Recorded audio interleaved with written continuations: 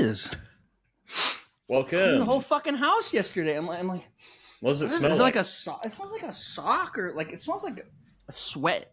You got a dead animal in there. I clean this fucking house all the fucking time. I'm with my dustbuster and I'm doing. It just drives you crazy. It's not one of those smells. It's just like it looks haunted. I'll tell you that. It looks like the house in this movie. It is an ancient bungalow. I mean, this bungalow is from the 50s. Is that a Starbucks cup? Is that Starbucks branded? This is a metal thing that I drink sodas out of. It's garbage. Did you get that from Starbucks or? I got this from Grocery Outlet. It came in a 3-pack with some cinnamon coffee from, like during Christmas when all the shitty Starbucks flavors they can't sell, they try to put them with a cup. The gift packs. That's where I get all my cups because I'm trash. Is it Starbucks branded or is it fake Starbucks? It's real. It's real. W. Yeah. They wouldn't have had Starbucks fancy. in 1973. I like this cup. It's got a cool color. It's cool. I do like it. It's the same I have color no dishwasher, so I just use trashy metal things like pans and bowls. It's the same color. Are as you guys the fans of vomit in Starbucks? this movie. No. I don't pay that much for coffee. I'm from. No. I lived in Melbourne for years, so that's the coffee capital of the world. So Starbucks is kind of heresy. Yeah. I thought it was the Columbia. Well, you guys make coffee in Australia? Yes, I had no idea. We're huge. No like, idea. We get our coffee from culture. Colombia, my guy. Dude, coffee, like Melbourne's coffee culture is like huge. I had no idea. Yeah, it's a whole thing. I'm gonna ask. That's another thing I can write down then. Coffee culture for. And then you go to Mitchell. Sydney and it's dog shit. Sydney's dog like shit trash. culture in Sydney. Yeah, dog shit culture. Exactly. What do they drink in Sydney? Coffee, but it's just bad. They just don't know how to make it right. Is what you're telling me? That's they what don't I'm have telling the good. Yeah. The nice, like independent, artisanal coffee beans. All right. So this week on Three Grandmas, are we starting? Did we start? Yeah, we've already started. We've been started. Doesn't matter to me. We've been started. We're talking about Pragpro's favorite film of all time. So I think I'm just going to let Pragpro take it away. What's that? What's my favorite? No, so I'm just like, let me just going to share the stream. So this week we're watching The Exorcist. Let me tell you why I love The Exorcist. I saw this movie when I was maybe 4th grade, I want to say. I used to think I was 9, but now looking back, I think I was closer to like 7 or 8. And my brother was watching it on a little black and white TV in his bedroom in the middle of the fucking night, or what, like, to me, it was the middle of the night. And like, he let me watch it with him, and it was very bonding. And like, this movie really stirred a lot of, memories of my affection for my family and stuff too, because it brings you back to that, obviously it was 10 years after it was made that I saw this, but like the technology side of it was like that still. There was no internet. Everything was analog. Actresses, it was okay for actresses to scream at staff. Ellen Bernstein is such a pain in the ass in this fucking movie. And it's crazy. She has a townhouse. She needs 2 fucking staff. Yeah. She needs a butler and a maid. Crazy. And she's always yelling at Carl, right? Is that his name, Carl? Carl. Nazi, she is a little bit stressed. Carl. The Nazi. Yeah, but she was jumping his shit from day one. She was like, "It's closed, Carl. You can't pick up the bread right now." It's like, he's like, "There's no rats up here. There's no rats." And she's like, "God damn it, there's rats." At least it's honest. Like, at least the main character's not like. And so this movie it's just so human.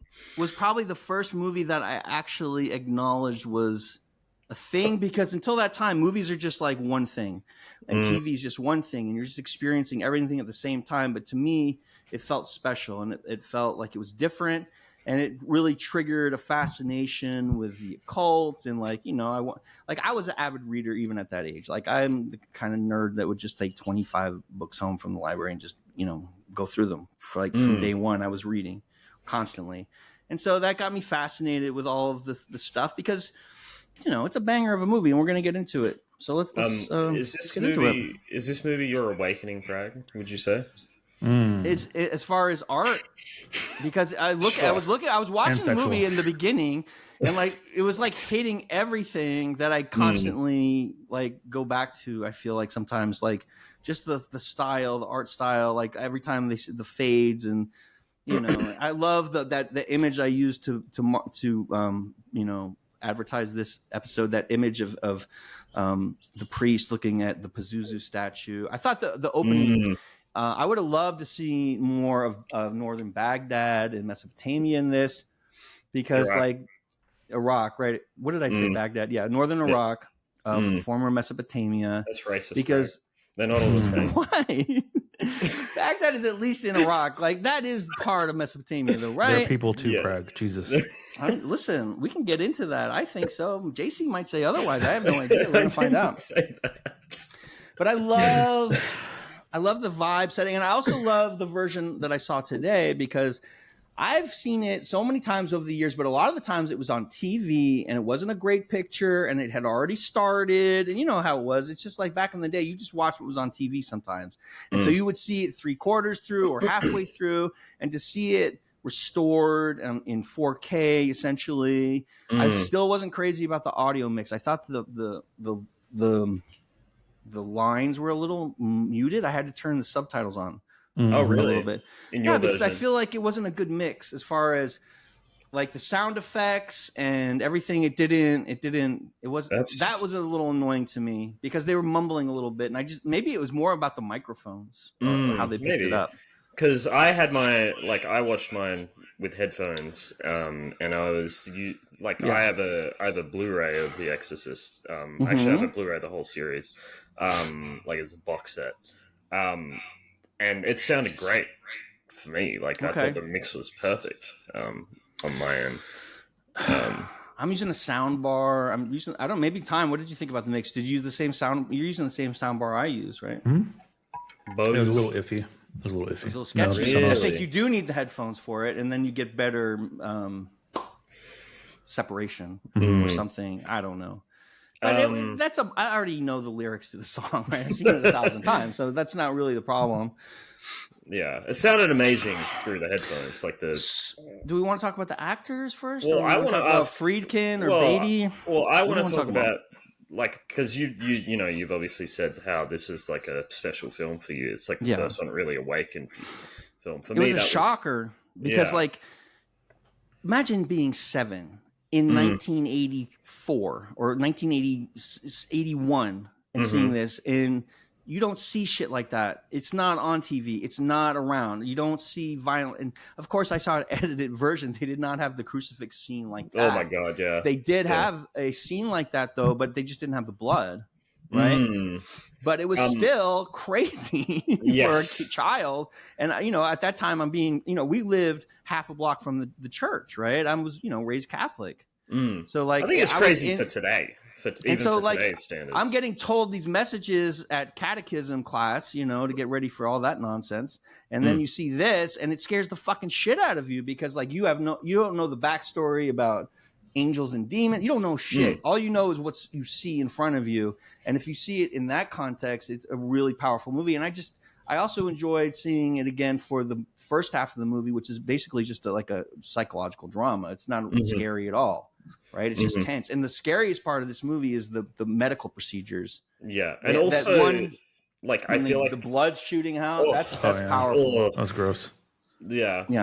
But I feel like the second half of the movie works because of the first half. I don't want to get into it yet. But I want to ask: did you guys watch the theatrical version or the director's cut? I saw the three. I think it's a theatrical. It's whatever Amazon had. Whatever I shared in the thing. Okay. Yeah. What about you, Tom? Did you watch the director's cut or theatrical? I don't know. Okay. I don't know. I don't think you can stream the director's cut. I can work out which one you watched. I can work out which one you watched. Did it have her spider walking on the stairs? No. No? Yeah.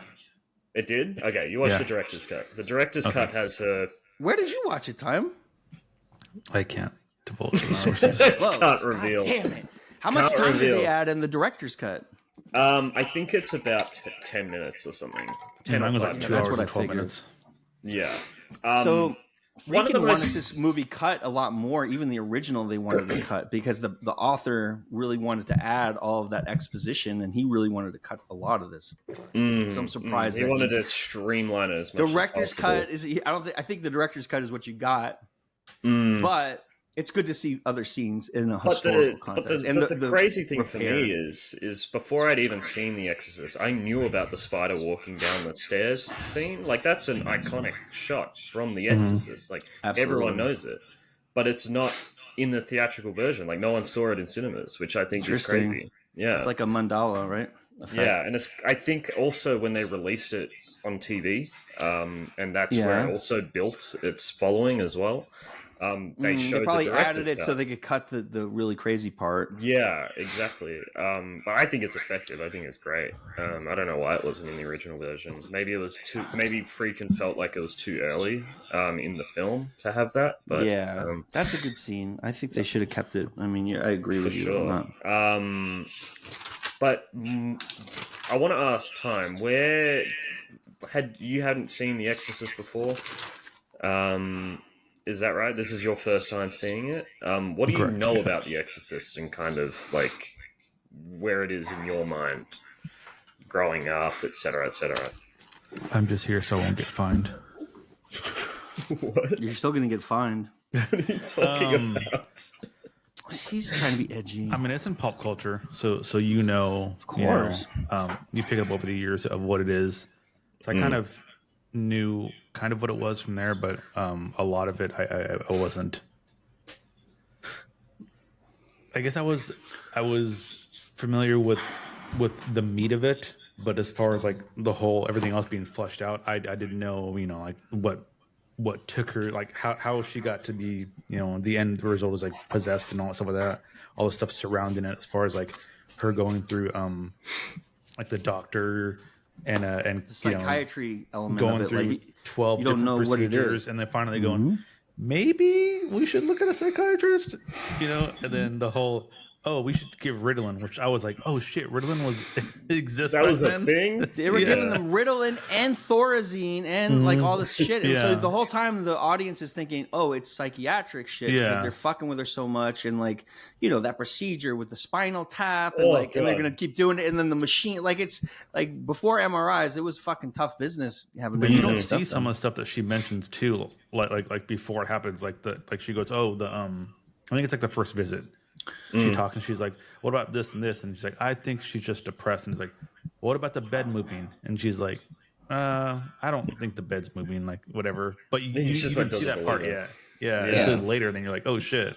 Wow. Yeah, because she only mentions it. She just says, the bed's shaking. And I was very confused with like the first 15, 20 minutes of this movie, because I'm expecting an Exorcist movie. I'm expecting a specific type of setting, and it's all just following the priest, and he's uncovering, that statue and stuff like that. And I'm like, source of the demon. Am I watching the right movie?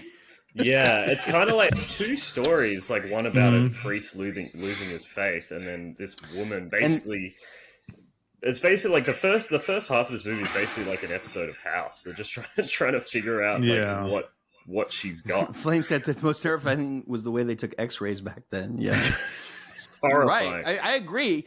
And Exorcist 2 gets a lot of shit because it's mostly a lot of medical stuff like that. But I guess it body horror is kind of scary. The Exorcist makes you uncomfortable. I like the prequels that they made to the Exorcist in 2003 and 4. I don't know if you've seen those. They're probably in the box set, JC. The Paul Schrader ones, like one of them. There's two different cuts. It's the same movie, but it's two different is it? Cuts. That's right. Which one directors. Is the better one? Apparently, Paul Schrader's version, not Rennie Harlan's. All right. Oh, Remy Harlan. Dominion. Trash, man. Dominion is the name. We're gonna of the watch better that. One. Are we? I've heard they're not good, but I've heard neither version is good. But I remember Dominion being all right for some reason. I just like the Iraq. I like the Iraq stuff. I just like that because basically what it is the prequel, and it's got more like. They talk more about Sumerian religion and, of the fact that all of the Christian stories and things basically come from the same cultures, Egypt and Mesopotamia, and the famous story of, what the fuck is his name? Not Nebuchadnezzar, but Gilgamesh. Gilgamesh is the prototypical hero's journey. And if you look at Theseus and Perseus and all of the Greek heroes and Jesus Christ and Robin Hood and King Arthur, they all had virgin births. They all had the same storyline, basically. Yeah. And it all started with Gilgamesh. And even before that, it was the Book of Thoth, which was the Egyptian, spell book, magic book, that all of these stories come from. And that when they were sending Catholicism around the world to market it, they would adopt the local pagan culture. Like hell is referential to Nordic culture, right? Yeah. There's no hell in the Hebrew Bible. That's not, they just didn't have that concept. That's a Greek and Scandinavian concept. So like all this stuff was manufactured to incorporate the paganism of the local cultures and also to scare the fucking shit out of people, right? Because they don't know what mental illness, every schizophrenic in the village was possessed or a witch, right? And so people were under control that way. Yeah, that's kind of how they logicked it in their heads when it's just all in the brain. I do want to bring this up real quick, JC, before I forget it, because I'm going to forget it. In that whole first scene of the movie, which I think they could have cut out everything with the priest. I think they could have cut all that out. Get out of here. No, that was the best part of the movie. That was boring. It was boring as fuck. I was going to ask you, like, did you feel like you'd put in the wrong disc when you... I thought it was Indiana Jones or something. Yeah, that's what I was saying. Like, the opening's like Indiana Jones. I was like, But the point is, he brought the fucking demon to the United States. I don't care. I don't care about that. Okay. So there's something that was funny that I'm gonna forget unless I say it now. Is there is a if you go to Disneyland, there is a train that you can get on. It's not a ride. It's just it transports you around the park. So you go like in a full circle. The Disney Adult Express. No, it's not a monorail. No, it's just a railroad. It's a little train. Yeah. The DAE. Yeah, sure, whatever. Wait, what did you say? The Disneyland what? The Disney Adult Express. Yeah, the Disney Adult It's for the Disney adults. Correct. So they can get to the next shop. So it takes you to different parts of the park for Disneyland only. And I think when you go from Tomorrowland, which is the future land, to I think it's back to the front of the park, you go down this long, dark corridor or like tunnel, and it just has like these weird features and like these weird displays for you to look at while it's hiding a lot of your adventure. And it's like the Wild West shootouts. There's Indians. There's Like a diorama. Greenery, yeah, it's a lot of shit like that. And then one of them is dinosaurs, and it's got this whole spread and these animatronic dinosaurs, and they're right there, and they're crazy looking, and it's crazy sight. But there's music accompanying all of it. And when you get to like the Western one, it plays like Western type music, whatever. So when you get to the dinosaur one, it just plays this music, like it's like bum bum bum bum like that. It's like a giant crescendo, and it's the same fucking sound. It's the same sound that they play in this movie when they turn to reveal the statue, and the father's looking at that statue. That's Fantasia. That's a classical music. Wait, what? That's Fantasia. That's Fantasia. That's a classic. I had no idea where that story was going, Time. Like that whole time we're telling that. Eventually, I was sitting there like, dinosaurs? What crazy story? I thought you were gonna say that like they go through like an Exorcist thing or something like that. No, it was just that sound. That one specific sound. One sound. What do you think about? Hold on. Let me talk about my relationship. Hold on. With The Exorcist, please. No, I'm kidding. I'm joking. Are we making fun of me now? Yeah. Oh my god. Please, JC, continue. Go ahead, JC. Please. So when I was a little boy, when I was a little warthog, when I was a young warthog, I was about this big. I went over to my friend's place and he showed me this game. He's like, "Oh yeah, it's like this." Basically, you just have to traverse the little maze, and you have to, basically you move your cursor through the maze, and you're meant to go to the next scene, and then you move the cursor through the maze, and you go to the next level, and you get to this part where, it's like it's pretty easy at the start, but then it gets like super narrow. So you have to move your cursor through it and keep it in between like the walls, and it gets even more narrow, and it keeps getting so you're leaning in a little more narrow, leaning in, a little more narrow, leaning in. So it's like it's like I know this is going. it's like that. It's like tiny, and you're like, you just move it as soon as you make a mistake, bam! It shows the fucking face It's from this Linda movie. Blair. Yeah. Linda Pazuzu. Blair. No, this her with Let Yeah. me find the actual I photo. thought they show the white mask face like they No, just that's not flash that it. face. No, that's not that face. No. Can I just read Storm Screen's comment? He says, primatologist Robert Spolsky, he's an awesome lecture on the usefulness of schizophrenia, schizoaffective disorder in relation to culture, shamanism, and spiritualism online. Yeah. That's All right, This, I like that. ever since my friend... That was in every fucking prank thing, whatever, yeah. Yeah. It's classic. It's, ever since... I reckon I would have been like 8 or 7. Ever since I seen that face, like, ever since my friend showed me that fucking game, I refused to watch The Exorcist until, like, that face actually, like, for ages, like, it scarred me for a long Because Linda time. Blair is she's got a different look.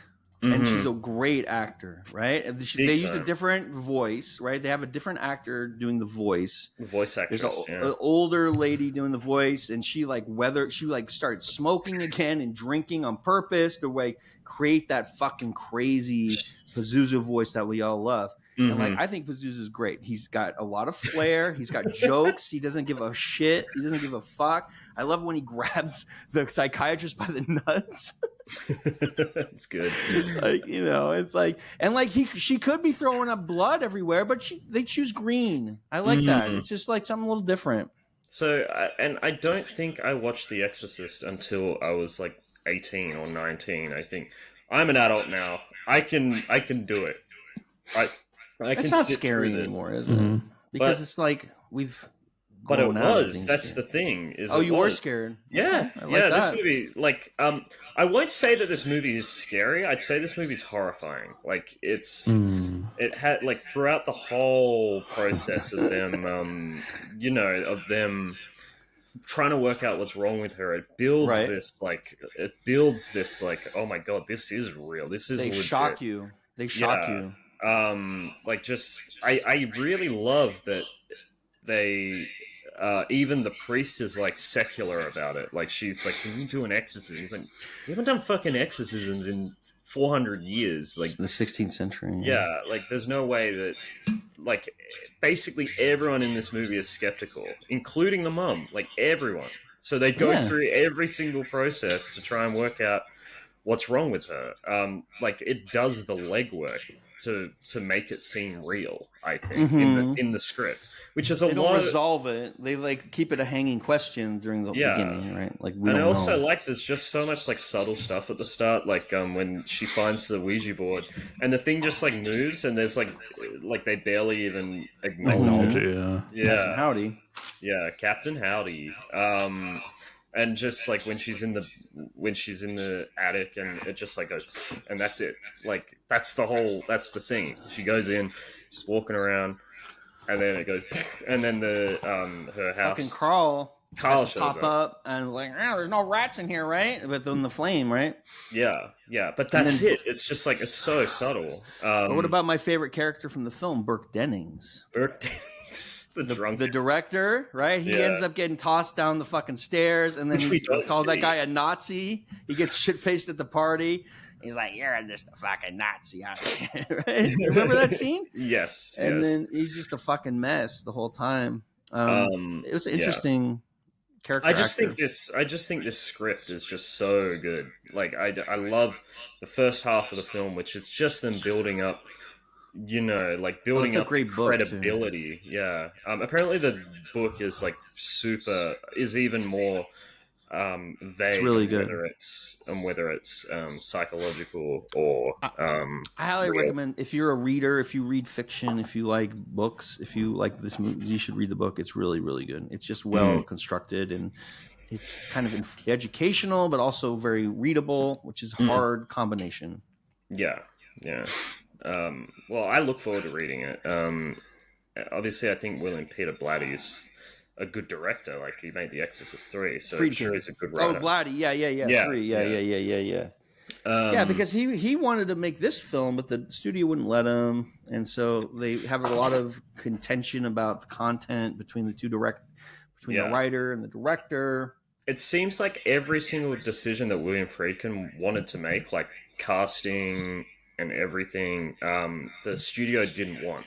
Like they didn't want Ellen Burstyn, they didn't want Jason Miller. They wanted stars in this movie. They wanted like Gene Hackman, right, for Jason role. And then who did they want for Ellen Burstyn? Someone else, I can't remember. They wanted. They originally had Stacy Keach for Father Karras, but interesting.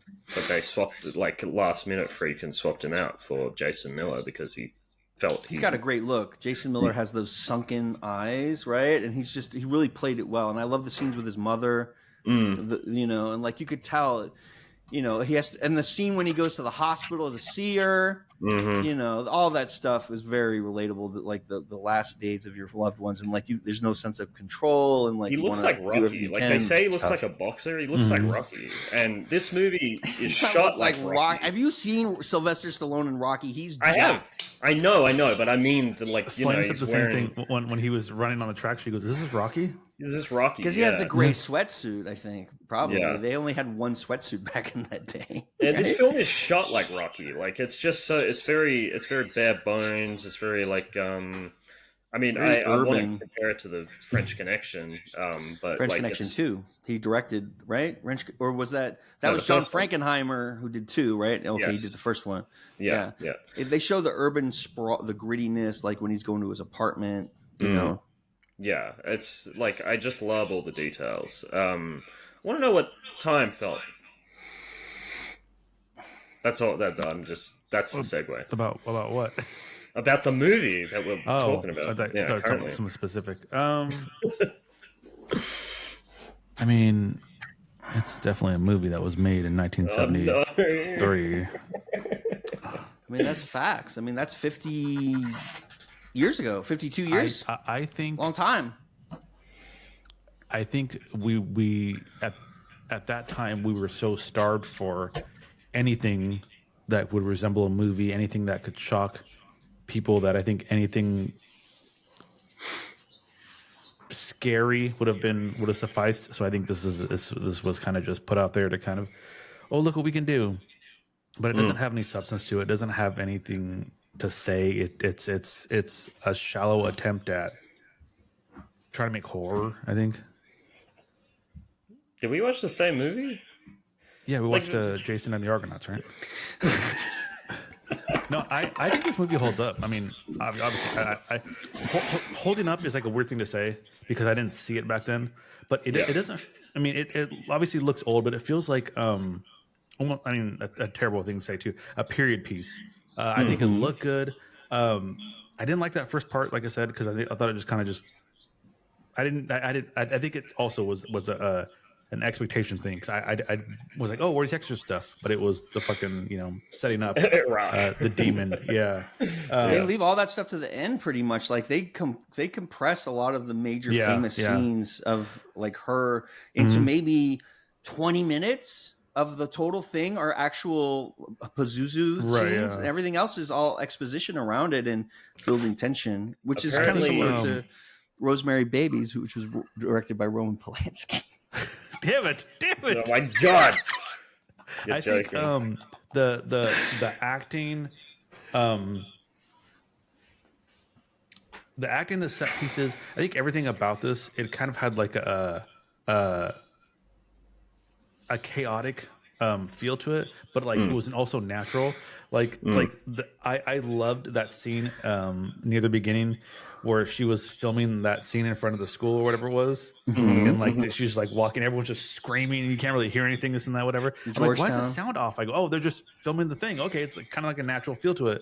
Yeah. And the priest is watching this and that, like that whole thing. I liked. That was verite. Yeah, that was verite. Yes, exactly. Yeah, that felt a big verite feel to it. Yeah, this movie wasn't scary. No, it's not. And I don't think it was horrific. I do think it was very disturbing.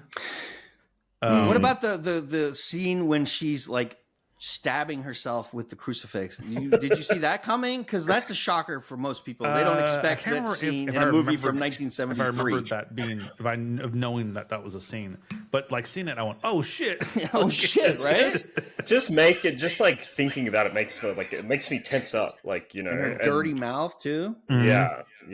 I love when she tells the astronaut, "You're gonna die up there," and takes a leak on the floor. Oh yeah. Like, Pazuzu has jokes, and that's why we love Pazuzu. He has jokes. It was funny too, because like the thing that I kept noticing, and I was like, I guess this was like a thing back then, but I guess everything was like, not how you imagine it is. But like all the priests are like, walk around, they talk to each other, and it's like you just sit down relaxing. It's like, I guess I'll take this fucking bottle of Jack and start drinking it, and I guess I'll start smoking. I was like, aren't you a priest? Yeah. Oh, how about the doctor smoking a cigarette when she's telling him about the radiologist? And then I love the scene when there's 9 doctors talking to the patient's mother. That would never happen in that's $1 trillion of healthcare. Like, it was a different time back in 73. Well, she is a famous actress in the movie, so she had a lot of money. That's true. She was a fucking pain in the ass in this movie. She was screaming at everybody. Yeah, but she's great. Like, she's a great, a great character. Yeah, I love Ellen Bernstein in Requiem for a Dream. Requiem for a Dream too. That's a good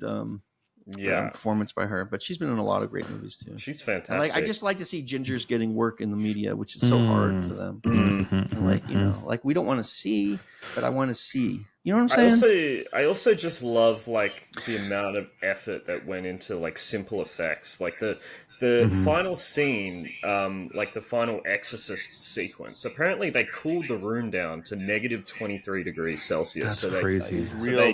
So they could get the breath coming out. The breath, the breath. And apparently, they could only film it 3 minutes at a time because the actors would get hypothermia if they didn't. So it took them like months to film the whole Exorcist sequence. Like, it's just like it's just like a simple effect, but it just adds so much. There's just so much craftsmanship in this that for details. 100% practical effects. That was the only type of effect back then.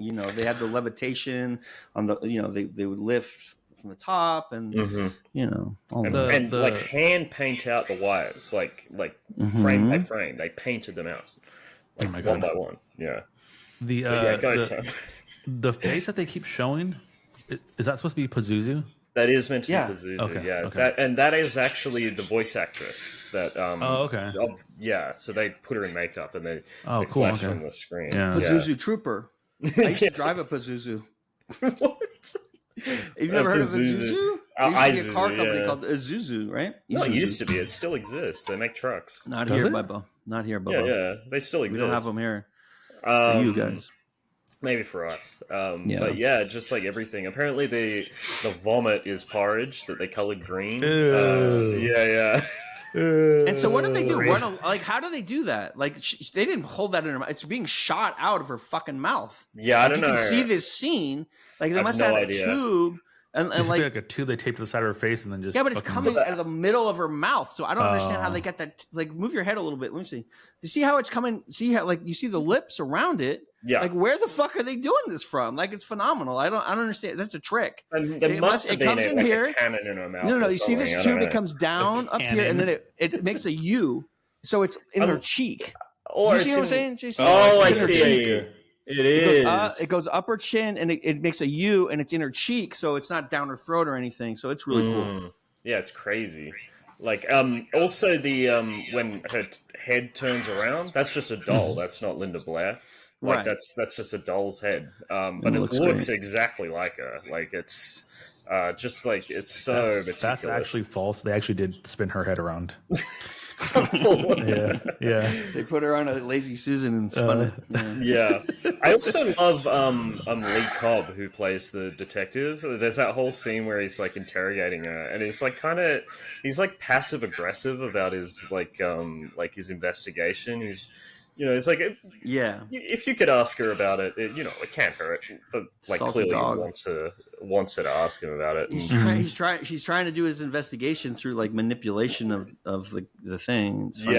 And he does it with Father Karras as well. It's like, we're going to I've got movie tickets. That was weird. That was weird. Did it twice. Yeah, movies. Maybe. but then he also, and then immediately afterwards, he's like, if you don't do it, I could get you Deported. what does he say? Yeah, get you deported. Yeah, Right. Because I think Father Karras is Italian, right? He's not Greek. Oh, is he I think Greek? he's Greek. It was Greek. Yeah. He's Greek. That's right. Yeah. Okay, he's And Greek. then Greek. he's like, there was a priest in Colorado who got indicted for not cooperating with the police, right? He's like, are you threatening He's like, me? well, I'll say it's a confessional rather than a Another interesting thing about psychiatric. priests back then is that they smoked and drank. We mentioned that too. Mhm. Like I the love bar, that whole aspect. Yeah, like it completely shatters the image of like real priests that vow I of had. poverty. You saw where he was living, right? He was Yeah. living in the shit, like the worst place he could live. Real vows of poverty. But I do you have know? a question. Like, how do they afford that? I know nothing about priests. Like how do they afford? The diocese, like Like, it he's just provides working for at it? Georgetown University, so they're going to pay you for your living expenses because essentially you work for the church, right? Oh, he is so a it's like psychiatrist. Yeah, no, he's it a makes psychiatrist, sense. and then the priest who was in charge, the president of Georgetown, was the real technical advisor for this film, and they cast him in this film. The guy with the big ears that's talking to the bishop at one point, Yes, the cardinal rather. That was the real guy that they brought in to like give the how to do the ritual and all that good stuff. Also, there's other details that they like.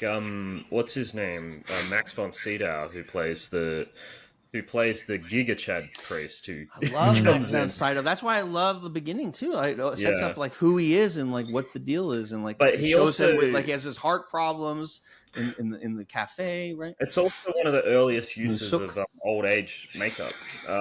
They actually made him look older than. I was gonna say he wasn't that old in that No, movie, he wasn't right? Because that he was in old, all the other ones. But like The when I 2003 think ones. when I think of Max von Sydow, I think of like modern day Max von Sydow. So when I see him in this, he looks the same age as he does in like his more recent movies. I think he died recently, right? Or is he still kicking? I'm not sure. No, you're gonna have to apologize to the Von Sydow estate if he's alive. Sorry, Von He's Sydow. never gonna come on this show. No, probably not. But like that's one of the earliest uses of old age makeup in Hollywood as well. If he's alive, I'd love to make Exorcist the musical. He's no longer with us. He's no longer with us. That's I would love to make Exorcist the musical on Twitch. You can't keep making the same joke every single week. I can. I made the Roman Polanski joke. It's either I want to make the movie we're talking about too, or I want to make the movie we're talking about the musical. It's not a joke because I really do. So one or the other. It's not a joke. I know. It's just a running gag. Like I call it a running gag. You call it a running gag. No, it's good. It's good. Like Keep the it up. Polanski joke. Like we love the Polanski joke. Like every We love week we have to Polanski mention here. Roman Polanski. Yeah. I do Polanski need to see heads. Rosemary's Baby. I've heard it's very good. But That's a very, I might get very canceled for vibey. It's not scary. It's just very uncomfortable. And like you're like, what the fuck is going? It's like a dream. It's all dreamy. It's all smoky and like weird. And like the actors are doing weird shit. And there's like, like she'll see something weird out of the corner of her eye. It's really good. It's really fun. This is what Linda Blair does in this movie. It goes like this, all the way around, all the way around. Twice. Yeah. I also love like that whole scene with the detective where he's like breaking down how it couldn't have been like it couldn't have been he fell down the stairs. You can see that on Ellen Burstyn's face. Like you can see her realize that it was her daughter that killed Burke Dennings. Burke Dennings is a fucking hero. Like you can see her process it as he's telling her. Like she's like, "Oh shit, Regan did this." Like she and she doesn't want him to think that Regan did this, but that's like she literally says, "My daughter killed." Later. Right, and if you did that in 2025, the police would come and arrest your daughter immediately, and they would put her in a holding cell regardless of the psychiatric illness, and they wouldn't give a fuck. Like back in the day, it was much more it was very quiet, and like of course she's very wealthy as well. I also just love that like Father Karras, like his journey, like the start of the movie is him losing his faith, but the way that he like gets his faith back is through like a girl getting possessed and him watching the devil exist, or not the devil but a demon exist. Like that's how he gets his faith back. I love when he screams, "You're not my mother!" When he finally breaks. And he like gives that shout. That's like a startling moment because you know he's been very calm and quiet the whole time, and he finally has enough. And I love how Pazuzu is just like taking the piss out of him the whole time and doing, and like sometimes, like, remember he didn't have the real holy water at first. He was like, oh, this isn't a real demon because it's like the holy water doesn't work. But then the old school, you know, the OG priest is like, well, she's gonna lie to you. Half the shit is real, half of it's true. I also love when he's trying to give him details about the case. Is like I think there's 3 different manifestations that she's like. There's 3 personalities, and then he's just straight up just like, there's only one. Leaves it at that. He's like, that's my guy Pazuzu, my guy. I know this guy. He works it's just groups. It's like he brought the big dog in, you know, the guy that he's the expert, you know, he's old, he's been through shit. What did they say that he helped me on the tummy was great. That was really creepy. He did an exorcism in Africa for a month, like it. And I remember like at the end of the first, he's a wizard. He's a cleric. Like, you know, when they had to take a break from exercising, what's his name? You could see on Father Karras's face. It's like shit. Will I have to do this for a month? Like just continuously over and over and over and over. Like there's so much good setup in the movie that just like it adds to the stakes, adds to the tension. It's just like little things. Well, I mean, that's the fun thing about the Catholic Church is it's half of it is Dungeons and Dragons still, and the fucking monsters manual, and there's a spell book, and you know what I'm saying? There's incantations, and but they have some dope like the exorcism ceremony. The language and the writing is so beautiful, and the terms and, you know, all that stuff is very goated, you know. So I respect that part of it a lot because it's, you know, it's very, the intention is good. Obviously, it's, you know, in the real world, it's used for malfeasance all the time, even to this day, right? But I like the way it was presented in this movie, and it wasn't like, this is a super religious movie or this is a super scientific movie. This is just like asking questions, and that's the way it should be. I also will say, when he finds Father Merrin like dead on the bed when he walks back in, I'll say as a holder of a CPR qualification, it's very disappointing to see a doctor just like bang his hit the shit out of him. He just like no mouth to mouth, no you know. He knew what he had to do. He had to take the spirit onto himself and like inject himself through the window. Do you think that's what Burke was doing? Because remember they found that crucifix under her pillow, and she's like, "Who left this?" Like she's always like, Ellen Bernstein's always like, "Who left this crucifix?" Like my worst nightmare is marrying someone like Ellen Burstyn. You have to understand that's what keeps me alone in the bungalow is Ellen Burstyn. Okay, you just been woken up in a deep sleep. Who did this? Nope. Sorry, I got to go to Italy like my man did in the movie. Yeah, no wonder he's not answering the phone. I also love that even when even when the psychiatrists are recommending the exorcism, it's still not because they think she has a demon in it. It's still like it's a psychological placebo effect thing where they're saying, well, if we perform the ritual, then the brain switches it off. Like there's just like it's like it keeps building the layers of of skepticism every single point. And I remember watching it for the first time when I was like 19. I'd seen so many horror movies by that point, and just possession movies, right? Yeah, and none of them did them like this. Like it's all just so secular in this movie. It's so like it doesn't. Do you have any other favorite possession movies? Like we just saw the Australian one that we haven't reviewed yet, but I would like to talk to me. Talk to me. I thought that was really good possession movie, modern version. Really good. Really good. Yeah. And I recommend time see it. I do I think the what's it called? What's happening? I'm not shushing you. Did I miss something? No, sorry. No. Are you okay? Are you stroking? Yeah, I'm okay. No, I'm confused. You were just like, shh. No, because I was just like teasing time because he was gonna say he doesn't want to watch it. Like I already know the routine. We're gonna I don't want to watch that. I'm like, oh, you have to watch it. MJ, what's the big gonna move down here? You know the whole routine. What's the famous ones with that are about the 2 demon hunters, the 2 possession Ghost Adventures? No. Oh, Which one's about the two demon hunters? Like the real ones. Devil May Cry. No, the There's so many. There's so many, and they're all The Conjuring. bad. The Conjuring. The The first one's not great, but I actually It's a really like the series. second one. I think the second one's pretty solid. It feels like a chain restaurant. The Exorcist feels like a fine dining experience, Yes. and those feel like Bennigan's, which is fine because Right. sometimes like you need a Bennigan's, but like I'm just I'm trying to think of one that like there's always like the possession Exorcism of Emily Rose, the Mhm. Exorcist, I'm trying to Last think of one Exorcism. that was even considered on this level. And this is the thing. It's just like it should have just like let it be. You know, the it's Blair like Witch there doesn't have to be so many. The Blair Witch Project. Amityville Horror. Amityville Horror is not good. How dare you? How fucking dare you? I love the Amityville what I Far? can't speak the Amityville 4 so much when I was a kid. When I was 12, me and my buddies would watch the Amityville Horror and like convince ourselves that we were scared, and it was so much fun. Like we love to pretend to be fucking. I mean, we were scared because we wanted to be.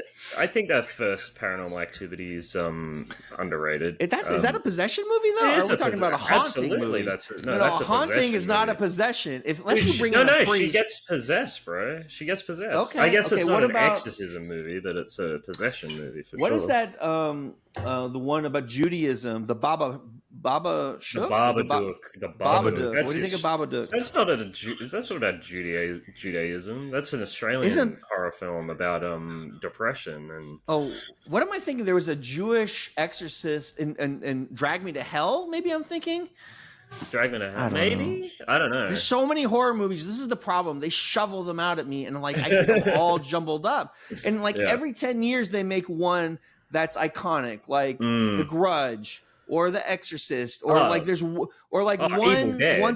once every 10 Evil Dead, or like stuff that's a new horror, a new approach, and like everything else is just a derivative. As much as I love Nosferatu, it's still a retelling of a story, which I appreciate, but I love it when they come and make something new. And I love like what they did with The Creature from the Black Lagoon, right? When they The Color of Water, they recreated the whole thing, and it was such a cool movie. The Shape of Water. The Shape of Water. Yeah. Color of Money is a pool movie. This is different. This is a different pool. I think you're but thinking I love of that movie. The Possession. The Possession. Yeah. But I'm just saying, it's just like I love like what Guillermo del Toro does. Like he doesn't give a fuck about convention. Like Pan's Labyrinth was a beautiful expression of innovation. And just like show me something new. Hellboy, show me something different to scare me with or something. I want to be scared. I want to be entertained. I want to be scared. So I'm willing to be scared. And the scenes where the demon Pazuzu in The Exorcist is like super crude, you can tell that Sam Raimi took those scenes and amped them up to 11 for Evil Dead, because that's essentially what Evil Dead is. It's like it's a possession movie, but it's like but she says "fuck your mother" in the asshole at one point. I've never seen anyone talk like that in any type of movie except for Herbie Goes Bananas. There's a scene like that in Herbie Goes Bananas. Herbie Goes Bananas. Love it. Herbie Goes AWOL. I just love how I guarantee the studio had a shit fit when they read this script about what the little girl says as a demon. Yeah. Could you imagine 1972 and like the fear they probably had from the protests and everything else? Absolutely. But this is the thing. They knew the religious right would be on their side because it's about exorcism and it's validating, right? It's validating that. So they really didn't say shit because they wanted people to be afraid. Of the devil and everything. Yeah. It's a great movie. Like I think it's like this is one of the best movies of all time in my opinion. You say obviously it's your favorite movie ever, but I really do think that this was like a watershed moment. It was the first time that a horror movie had been nominated for Best Picture before. The highest grossing rated R film adjusted for inflation of all time. And unadjusted for inflation, it was the highest grossing horror film until 2017. I'm adjusting for inflation. How do you not adjust? You have to adjust because money's different value at different times, even right? then, it's impressive that unadjusted, it was the highest. A lot of people horror saw, like film. a ton of fucking people saw this. 30 years, like this was a huge phenomenon when it came out. Like, just right, because it really doesn't unbelievable. age, even in the 90s or 2000s. And like you see, they make horror movies to look like this now in a retro effect, right? So people are not, they love, because that oldness gives it a creepiness. Right, because people look different, they dress different. There's thick ties. People have weird fucking it's just people look different at different time frames, right? And not just that, but like the halation around like lights and stuff, like when cut like headlights and like in the subway when there's like color around the lights. It's called halation. It's from like the way the digital cameras that's set up and the lens that they're using. Like people try to get that look again, but because it's like old equipment, it's really hard to get that look. Yeah. Do you think Paris was trash for like ignoring the homeless person in the subway? You're literally a priest. Oh yeah. Well, but should stop. But right? then the fucking demon brings it up later. Yeah, not just brings it up. It makes it seem like that's why Pazuzu's goated. She becomes prepared to work. She becomes prepared for court. Dude, she's a roaster. Is it a she or a he, or is it a they them? I don't know. I want to say it's a group, but he says it's a person. But is it a gender thing? Because it's a demon. So it's it.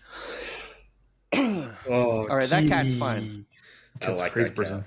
That cat's great. That's a W cat. The other cat. Adorable cat. Oh, look at her eyes. They're so big. Can I have that cat? No. Flame would give me that cat. This is Flame's cat. It's her cat. I know, but she would give me this cat. No. Yeah, she would. This cat is possessed. This one. Look at her eyes. The power of Christ compels you. The power of Christ compels you. I love the trust. There's so much trust. I still love those photos of you feeding MJ pizza. It's still one of my favorite images. And that look on the pure joy and the happiness. Because I caught it right at the moment where she went in for the bite. And I was surprised. Glee in your eyes. Capturing that, I use that all the time. And if I want to make a happy image, I say, this is what a happy face is.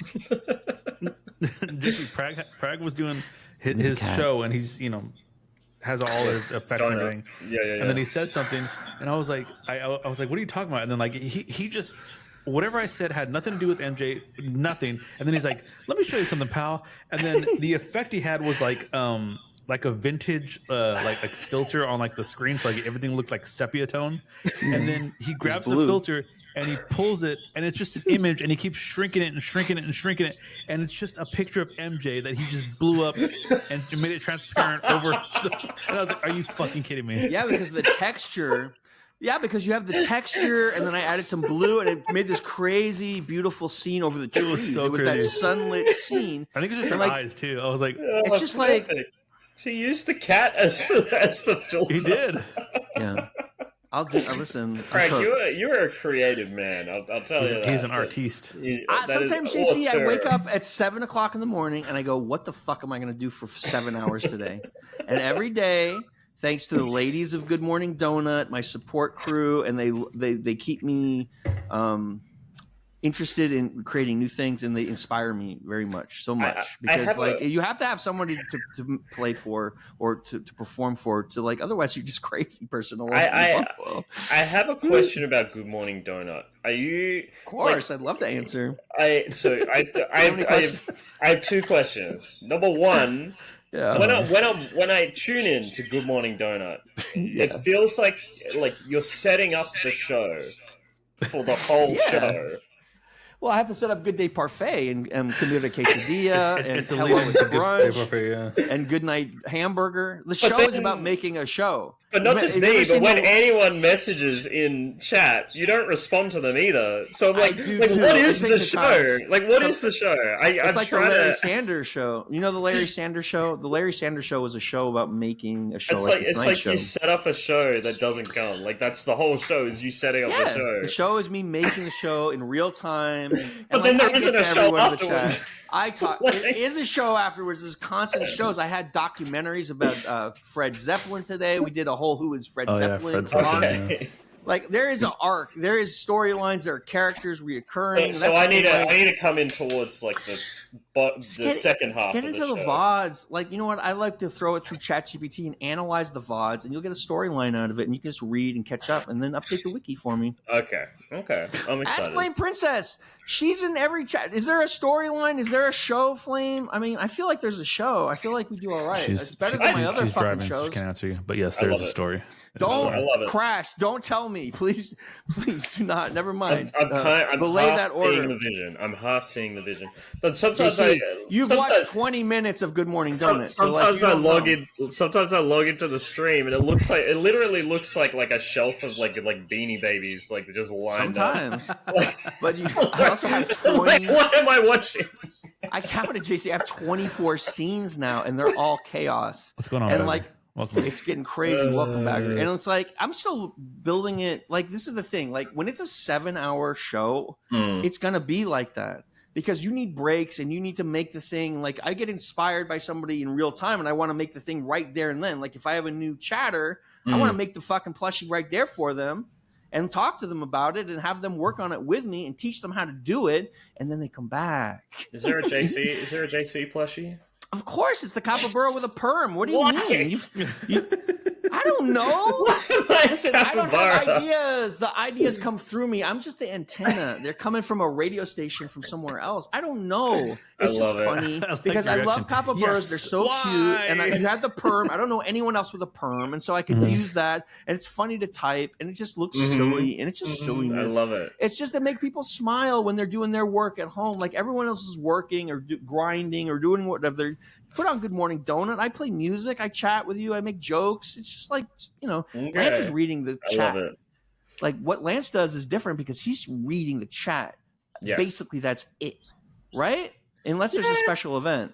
But I don't know. It's a good show. He doesn't like to be diverted from make something make a background in real time. But I'm not saying that's wrong or bad. It's just like I wanted to do something different. And I think it's fun to watch people make things because you can see the thought process and you can learn how to do it. So the combination of a making stream that's also a comedy stream and whatever the fuck else it is I don't know. I'm having fun doing it, and that's the measure. I love it. If I'm having fun, then I'm happy doing it because right now it's it's 8 viewers no matter what I do. So I might as well enjoy what I'm doing, and we learn as we go, and it keeps getting better and better. I think it gets better. Yeah. Thank you for letting me talk about Good Morning Donut. Did we want to write up the Exorcist? I want to hear I want to talk about Good Morning. Just some further. I want to just hear some further thoughts from Time because I feel like I haven't got a good picture of what you actually felt about this film, seeing it for the first time. I liked it. Yeah. Yeah. I mean, it. I went in and expecting what I expected, and I pretty much got it. So I expected an exorcism movie. I knew I knew it wasn't going to be scary. The parts that I didn't know about, or that weren't really flushed out in my brain, were filled in and very horrific. I'm sorry, disturbing. I think overall it was a genuinely good movie. I like the acting. I like the priest. Father Karras was really cool. I liked him. I think it was a good movie, and I'm glad I watched it. I guess if I had to summarize it like that. Awesome. I just think all the characters are just really good, really well written, really fleshed out. Just when you said that at the start when you said this had no substance, I was I was ready to. What were they trying to say, though, JC? What were they trying to say in this film? I feel discuss the different character arcs. Basically, each one had their own arc. Yeah. I wouldn't say if it had a message more so than Octopussy Traveler. Octopussy Traveler. I always love your wordplay, Prag. Octopussy is a great name for a movie, a James Bond movie, right? For a movie, yeah. It takes a lot of balls to make a movie called Octopussy and deliver it worldwide. I remember when it came out, I'm like, can they say that, Dad? He's like, I don't know. Sean Connery can say whatever the fuck he wants, son. You can do whatever the fuck he wants, my guy. And he was right. Actually, I think it was Roger Moore in that one.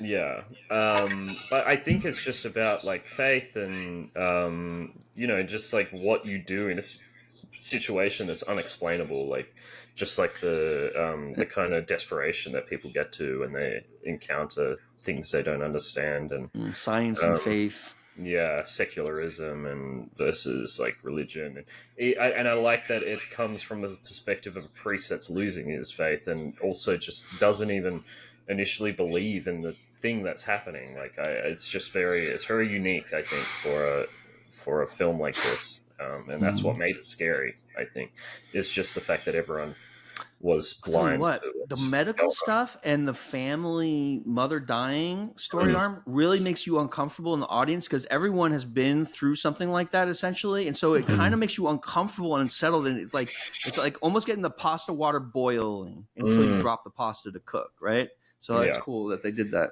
Yeah, and I think just all the ingenuity with the filmmaking and everything. Like, apparently, William Friedkin was an asshole on this set. Like, just like no, the amount of times he like filmed scenes over and over and over just to get the right get the right It shot. worked.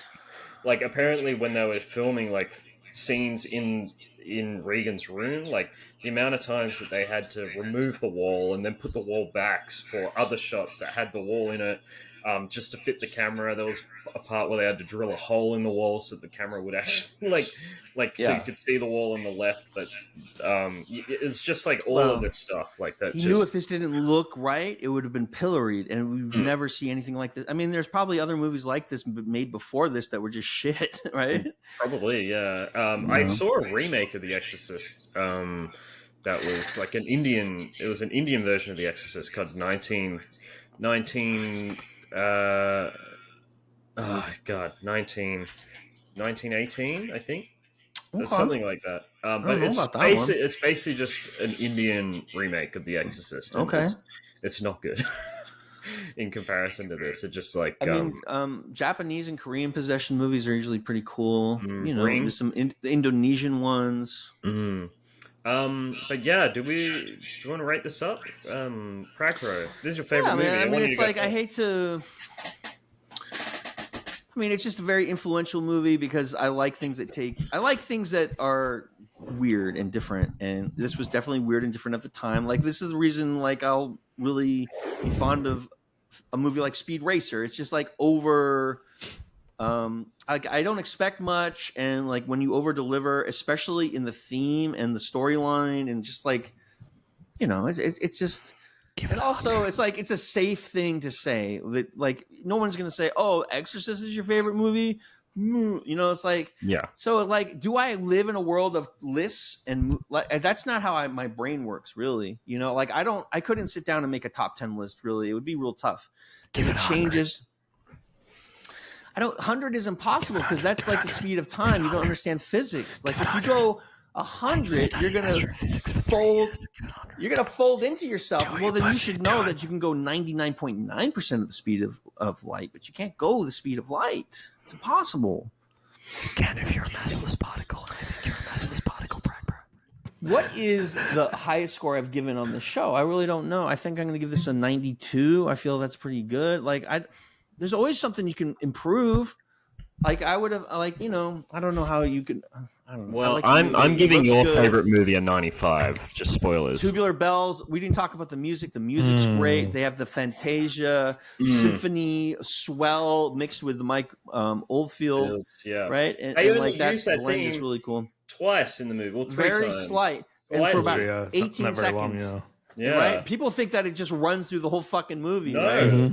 It's when she's No. walking home from set. It's not like during a scary scene or anything. It's when it's more like indicating. I think the trailer. I think they used it in the trailer like that. I think it's meant to indicate kind of like a change is coming in her life. Like she's walking home. This is where things are going to change for her. Like not. Tubular Bells is also about complexity because it Yeah. keeps adding until it's like That's 32 right. instruments playing polyrhythms, right? And all kinds of intricacies. And that's it's what the almost like a movie's like. watchmaker Yeah. thing, like one of those things, those machines that they can make. And that's exactly So, what the movie's like. It just like it's keeps intricate. adding layers of skepticism until you get to the possession, like the actual scene.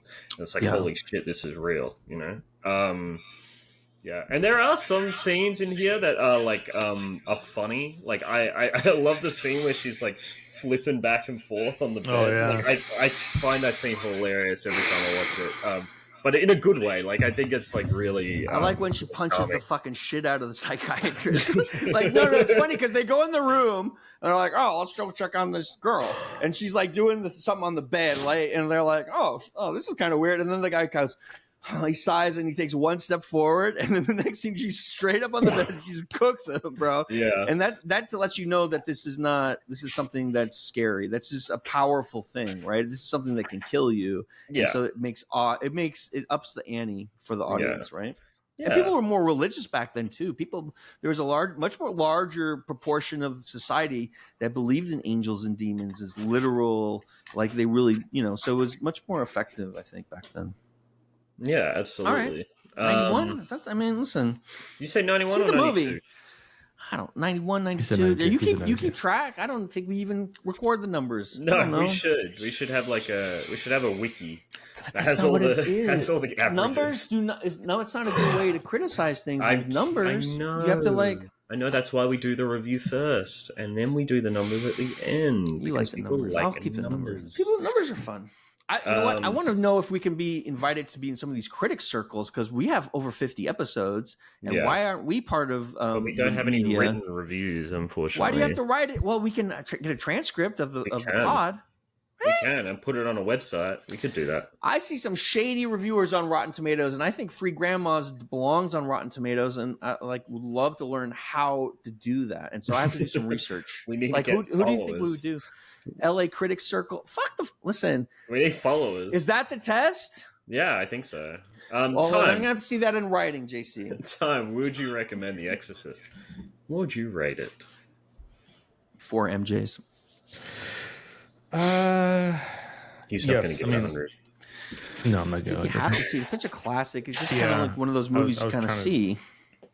Say that. It's weird when someone hasn't seen it, like Alien. I mean, there's a lot of movies that I haven't seen that are classics, and this was one of them, and now it's not. Well, no, I'm talking about Lance. Lance is the fucking one. I've seen shit. Has this podcast changed your life, Time? Would you say? It's made it more chaotic, yeah. How has this podcast changed your perception of movies? Do you think about things because you have to do a review of it, so you're like, oh, I'm going to say this, I'm going to say that. Do you change the way you watch movies? Only on the movies that I watch with you guys, not actual. The other movies you just if I go see it in the movie, yeah, I just watch it for how I watch it. Okay, that's good to know. But yeah, I think this is. I don't want to say it's an important film, but I also think it's kind of important. So I think it kind of straddles that line. I think it's a really good movie to watch. I think everyone should watch it. I enjoyed my time with this movie.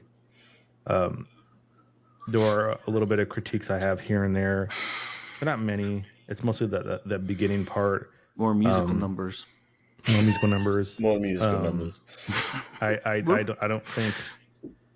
I think it was kind of shitty that Linda Blair didn't go method and completely get possessed, but I mean that's her choice, I guess. Real possession. Real possession. She should have done it.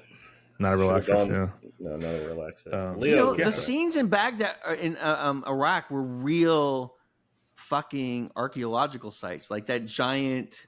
He doesn't care. You weren't impressed by that huge building that they built for Pazuzu, that crazy temple fucking thing? He doesn't care. He thinks it was too long. That's so crazy. It was annoying, yeah. I liked it, Prag. I thought it was a good way to open the film. So I would give this. A lot of mystery. I'm an archaeology guy. I give this about an 80.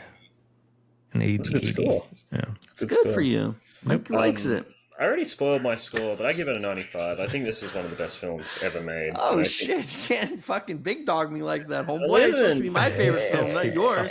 Well, you have a scuffed rating system, so I have an honest rating system. I just love to fucking say shit like that. I know. But this is great. I loved watching it again. And I was really tired last night, but when I put this on, I couldn't stop watching it. It's good energy. Yeah, it's good flow. Even though it's a slow movie, in a lot of parts, it's got good flow for some reason, which is really weird how they pull that shit off. Yeah, because there's some slow scenes with the detective and Ellen Bernstein when they're having coffee, and I'm like, but it's just engaging. Here. I just find it. But you're the performances these are classic actors. These are people who've been around. These are older classic actors too at that time, and like they're just cooking. Yeah, absolutely. And yeah, like I was considering, because I just watched the Florida Project, and I was like, I could maybe fit another movie in. Like maybe I'll watch half of it and watch the other half the next day, which I don't like doing, but I was tired. But then I couldn't stop watching the movie. Like I had to finish it. It's just that good. Yeah, I love it. And I think this is a good landmark because we've all talked about our favorite movies, right? 3 weeks in a row. This is close to our 50+ episode. Yeah. And like, I just want to say that I'm really happy that we started this show together, and I've like really enjoyed everything that we've done so far, right? It's been a journey. And now I must announce that I am going to be continuing with the podcast. It's going to keep going. Wow. Where are you going to go? Wow. Like, nobody believes you. Yeah, you're right. I'll call Mitchell. He'll be here in 8 minutes. Yeah, you're right. You're right. You just grab another Mitchell off the street. How many people are named Mitchell in Australia? I'm starting to wonder. I don't know. I could look that up. 8% of the population. So we have to have a consistent review output for a minimum of 2 years and a minimum of 30K subscribers on a video publishing platform for broad audience reach. Lol. Okay, so what do we need? 29,970 more followers? More, yeah. Or So guess what? By this time next year, we'll probably have 30,000 followers. We'll be invited to premieres and stuff. You'll see. It'll happen. I'm going to fucking strong arm my way through that thing. Listen, there's ways around those things. Like, if you're compelling enough and like, maybe they need to see the content of the reviews. Like, we have done definitive reviews of Tron Legacy and Pirates of the Caribbean 3, right? Like, that was a definitive review. I will say. We go 90 minutes in on every movie we watch. And I fail to believe that this is not a good film review show, even for people who want to see if they want to watch a film. Like, I feel like people who listen to this can actually get the comedy and our rapport and all that shit, but it's also a decent film review show. I think right? I just enjoy doing the show. Say it's good, JC. You have to say it's good. I believe it's good. I like doing what we're doing. I want to believe it's good. Yes. I think we talk about the actors and everything, the lighting. We're not just saying, "Well, I like this," and like talk about the running jokes. Like, I think we get detailed. Like, listen, I think you guys should be proud of the job you're doing. It's okay. I am. I'm really happy with the. Just JC, I'm really happy with this show. And I'm glad we took this journey. And I'm looking forward to next week. We've got Lance on again, and we're talking about his favorite movie of all time, Lance from Saints. We've had him. What's his favorite movie? Oh God, The Mummy. Oh my God! What am I going to do to him? Yeah. I asked him when he was saying I'm going to be away for. I was like, "Are you going to be there for the 12th?" He's like, "Yeah, I'll be back." He's going to be gone for a month. Is he going to be gone all of May? No, he's been gone for a while. No, he's back. I thought he was supposed to be back, right? He's supposed to come out with his project this month. Like, he's supposed to have this big project. He's going to be back. Supposedly has a big project reveal, and I want to know what the fucking project is. I want to see it. So yeah, and then how am I going to talk about the Mummy without hurting his feelings? I hope it's good. I haven't seen it in a long time. I haven't seen it in a long time either. Yeah. I'm going to approach it as a 12-year-old would, because that's the perspective you have to watch. We also need to get a guest for the 24th. I thought it was the 12th that Time was out of town. Oh, JC didn't know that. Yeah. I didn't know that. Jason, what we need to do is find a guest for the 12th, or we can just like review something. Maybe Mitchell will want to do it. You mean the 17th, right? Yes. Yeah. The 17th? 17th, yeah. The 10th is Lance, and then the 17th is... All right, so we have to pick a... So that's a wild card week. Okay. Maybe it's something me and JC just want to do a one-on-one. Maybe we watch Nymphomaniac. Yeah, it's dark. We can do that. Let's do a dirty Nymphomaniac review party. Yes. And like, who's a creeper that we can invite to be our guest? Ababox. No. I mean, I would love to get Ababox on. I'm going to ask him. Is it May 17th? May 17th, yeah. I'd love to do an Nymphomaniac episode. Yeah, 17th, yeah. Even if Tom doesn't want to watch that movie. He's too little to watch a movie like that. He's just a baby. It's also 2 parts as well. Oh yeah, we're gonna watch the long version. I'll try to get a guest if we can. We'll just do it one. We've never done a show just me and you. That would be fun. Me and Time have done. I think the 17th is my turn. Yes, it is. You'll be gone. And then I know, and then the guest was the next week. And yes. Do we have anyone booked for that week or no? No, that's what I'm saying. We need to find a guest. 24th. I was thinking we swap them. So the 17th would be a guest or whatever you guys want to do. Then I'll take the 24th. 17th back. guest. Okay. Yeah. We can do that instead. I don't know if I can get a guest. I'll try. Get someone who wants to watch Nymphomaniac. I'll ask Abbobox. See if because he'd be down for that, wouldn't he? I'm gonna ask him right now. Fuck it. Okay. Anyway, this has been fun, guys. I love this movie. Crazy. I love this movie. Movie. Thank movie. you guys so much. What is all these? Okay. We don't end until Prag does it too. What do you mean you don't know what this means? I was just okay. Oh, We don't do it until there we go. There we go. I'm trying to work on the next